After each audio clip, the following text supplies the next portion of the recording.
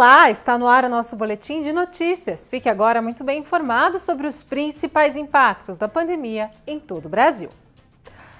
E de novo, a Fiocruz vai ter que parar as máquinas. O aviso foi dado esse fim de semana e, segundo a Fiocruz, que é responsável por fabricar a vacina de Oxford no Brasil, as máquinas terão de ser desligadas temporariamente a partir da próxima sexta-feira por falta de IFA, que é o ingrediente farmacêutico ativo utilizado na fabricação das vacinas.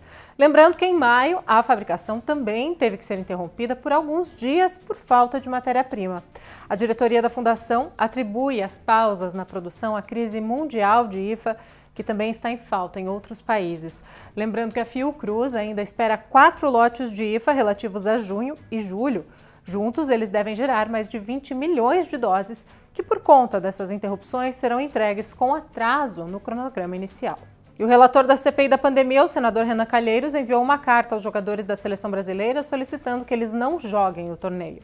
No texto, Calheiros afirma que a opção de disputar o campeonato em plena terceira onda da pandemia no Brasil não corresponde à opção sanitária mais segura para o povo brasileiro. Entre os pontos levantados na carta estão o baixo índice de vacinados no Brasil e as aglomerações que podem acontecer por causa do evento. O relator da CPI destacou ainda o alto número de mortos pela doença e disse que, diante do posicionamento do presidente Jair Bolsonaro e da própria CBF, a saída foi apelar aos jogadores. E muitas pessoas, depois de vacinadas, principalmente contra a Covid-19, têm reclamado de reações. Mas os especialistas dizem que isso é normal. Vamos ver na reportagem. Paulo é publicitário e, assim como outros brasileiros, estava ansioso para tomar a vacina contra a Covid-19. Depois de vacinado, o publicitário relata que teve reações à vacina que o deixaram preocupado. A gente fica com aquela sensação de alívio, né? Poxa, tô vacinado. E aí passei o dia bem e durante a noite, durante o sono, eu comecei a ter febre. E o corpo todo dolorido, parecia que eu tinha levado uma surra, estava todo moído e tomei um dipirona para tentar baixar a febre, mas fiquei aí de 2 da manhã até 6 da manhã sem conseguir dormir direito e passei o dia sobre efeito de remédio, que estava muitos sintomas, assim, o corpo todo dolorido, os ossos tudo doendo, e acabei entrando em contato com colegas da área também que receberam a vacina e a maioria com os mesmos sintomas. Todas as vacinas possuem algum tipo de reação quando aplicadas no ser humano. Nem todas as pessoas têm os mesmos sintomas. E a boa notícia é que ter essas reações faz bem para o corpo. As pessoas precisam saber que as vacinas realmente são o caminho para que essa pandemia seja contida. Sem vacinação, nós não teremos condição de fazer com que essa pandemia realmente pare. Nós temos 3 tipos de vacinas sendo feitas. São eventos que são leves, transitórios, quer dizer, passam rápido. Normalmente, entre 24 a 72 horas no máximo, esses eventos passam. Ninguém fique apreensivo se tiver uma leve tontura, ou se tiver náusea, ou sentir aquela moleza no corpo. Isso é normal, é esperado. Pode acontecer, mas passa muitíssimo rápido. A especialista faz recomendações importantes para quem já tomou vacina e teve reações. O que nós orientamos? A ingestão de líquido aumentada. Então, muito líquido, muito líquido mesmo, para evitar esses eventos, para que eles sejam realmente leves. E aí, no máximo, a dor de cabeça ou febre, se toma um antitérmico e ele passa. Ou, às vezes, até com um banho, essa febre passa. Enquanto a gente não tiver pelo menos 60% da população vacinada, nós não podemos baixar essa guarda de deixar de usar máscara, de deixar de nos aglomerar de forma alguma. Essas medidas nós temos que continuar com elas, porque no momento ainda é muito baixo o percentual de vacinados. Mesmo tendo tido reações, Paulo recomenda a vacinação. A gente já está nessa fase final, né? Então vamos ter paciência.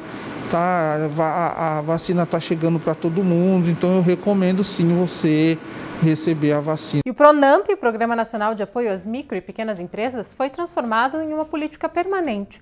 Com isso, a expectativa é que sejam concedidos 5 bilhões de reais em créditos.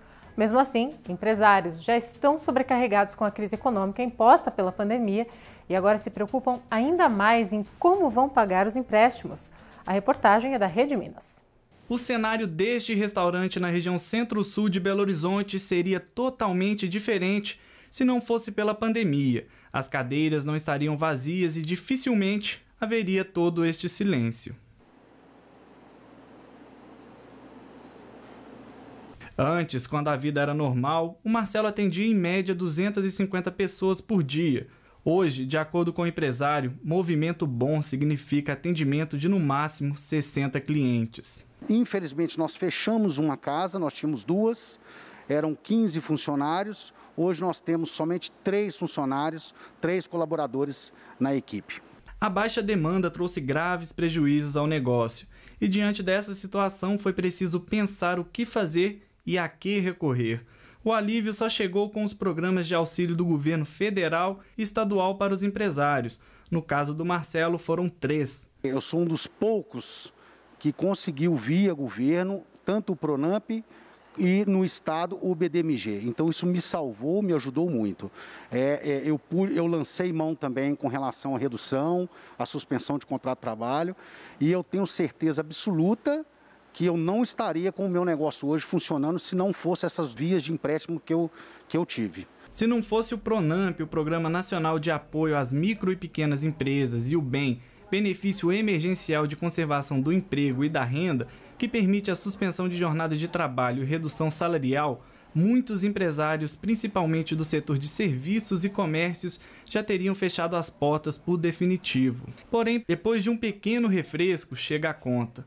E o desafio agora é conseguir arcar com o pagamento dos empréstimos e os compromissos assumidos. No PRONAMP foi um fôlego, só que como nada voltou ainda para a normalidade, ele está começando a virar uma preocupação. Por quê? É um dinheiro que nós precisamos quitar as prestações, né? E é um valor que os empresários conseguiram pegar, um valor consideravelmente alto para ser pago em tão pouco tempo. Quando esse projeto foi desenvolvido, né, pelo menos quem entrou no programa o ano passado, né, foi planejada uma carência de 8 meses na expectativa que depois desses 8 meses a situação já tivesse sido normalizada, né? Mas a situação não normalizou, né? Isso é uma questão que o governo deveria avaliar, sim, né? Para alguns setores que não conseguiram voltar à normalidade nesse período, seria importante estender esse período de carência, né? Uma pesquisa da Associação Brasileira de Bares e Restaurantes, a Abrazel, mostrou que quase 60% dos proprietários desses estabelecimentos em Minas tiveram dificuldades em pagar os salários no mês de maio.